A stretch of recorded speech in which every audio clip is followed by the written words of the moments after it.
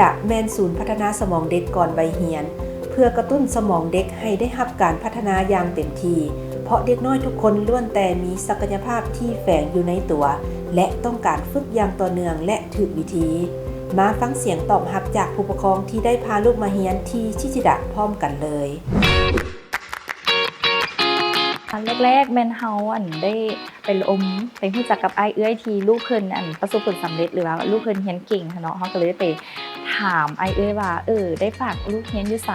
อ้ายเอื้อยเพิ่นก็ได้แนะนำชิจิดะบังเอิญเฮาก็ได้ไปถามหลายๆบอนหลักสูตรหลายๆบอนเรียนเนาะแล้วเฮาก็ได้ไปเสิร์ชเบิ่งและเห็น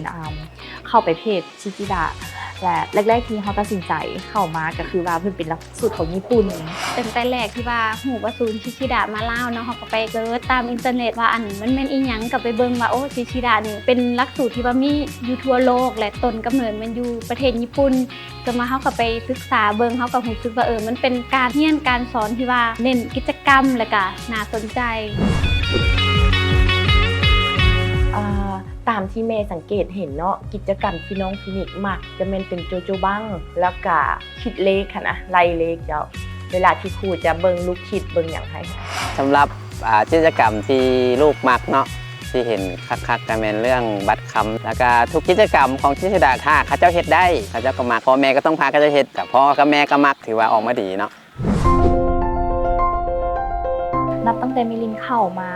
ชิจิดะเนาะตั้งแต่เรียนมาเฮาก็รู้สึกว่าพัฒนาการของเราดีขึ้นหลายเลยแหละเพราะว่าในวัยของมิลินเองเทียบกับเด็กอื่นๆเนาะคือมิลินจะมีจินตนาการดีมีสมาธิดีเวลาเรียนของลินจังซี่เราจะรู้จักแบบเก็บเมียนของลินของเรา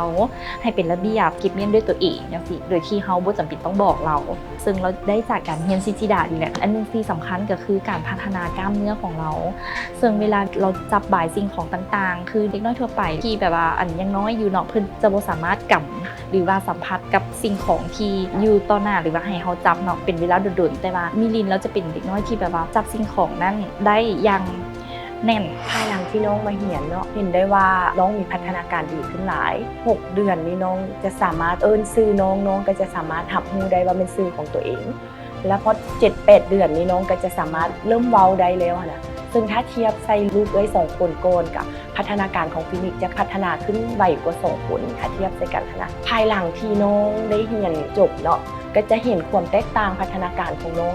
มีความจำที่ดีเวลาเราอ่านหนังสือเราจะบ่ได้อ่านหลายๆรอบแทบจะบ่เห็นเราทวนคืนอ่านหนังสือคืนเวลาที่ว่าเรามีเรียกบ้านหรือว่าเราเกี่ยมแต่สิ่งอยู่ในห้องเรียนประจำของเราอ่านแป๊บนึงเราก็สามารถจื้อได้แล้วบางเทื่อแม่แทบจะบ่ได้สอนเรียกบ้านของเราเพราะว่าเราบอกว่าเราจะเรียนมาแต่ห้องเรียนแล้วกับเบิ่งจากผลสิ่งของเราก็ถือว่าเป็นผลตอบรับที่ดีที่สำคัญไปกว่านั้นก็คือฟินิกจะเป็นคนที่ว่าอัธยาศัยดีเบิ่งจากว่าหมู่ครูแต่ละคนจะสนิทกับเรา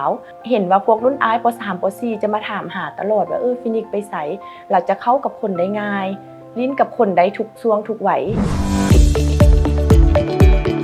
การมีส่วนร่วมของพ่อแม่เนาะมันส่งผลหลายเพราะว่ามันเป็นการเปลี่ยนพฤติกรรมของพ่อแม่ในการเลี้ยงลูกจากที่บ่คิดหยังกับลูกบ่คิดสิพาลูกเฮ็ดหยังแต่ย้อนว่าได้ไปเรียนนำลูกแล้วเห็นลูกเฮ็ดได้เฮาก็มีความกระตือรือร้นอยากให้ลูกเฮ็ดได้เฮาก็ต้องได้พาลูกเฮ็ดชิชิดะบ่ได้สอนแต่เด็กน้อยเนาะสอนผู้ปกครองวิธีการเลี้ยงลูกก็ค่อยเปลี่ยนค่อยอ่านนิทานให้ลูกฟังทุกมื้อค่อยพาลูกเฮ็ดกิจกรรมทุกมื้อตั้งแต่มื้อนั้นมาจนฮอดลูกค่อย6 ปีแล้วมันส่งผลให้ลูกค่อยหลายสำหรับการเรียนต่างๆตามหลังมาเนาะลูกค่อยสามารถเรียนภาษาจีนได้ตั้งแต่3 ปีลูกค่อยสามารถเรียนอิซึมิสามารถเรียนอย่างต่างๆได้ย้อนชิชิดะให้สมาธิข้าเจ้าสำหรับเด็กน้อยที่3 ปีเป็นการยากหลายเนาะสิไปนั่งเรียนอย่างอันใดอันหนึ่งให้มันได้ถือว่าเป็นมากผลของชิชิดะที่ส่งต่อให้ข้าเจ้าให้พ่อแม่และพ่อแม่ส่งให้ลูกการที่ว่าได้มีส่วนร่วมของพ่อหรือว่าแม่เพราะว่าทุกๆเทื่อที่ว่าเขาไปเรียนเขามีเวลา1 ชั่วโมงในนั่งสังเกตลูกหาเบิ่งลูกว่า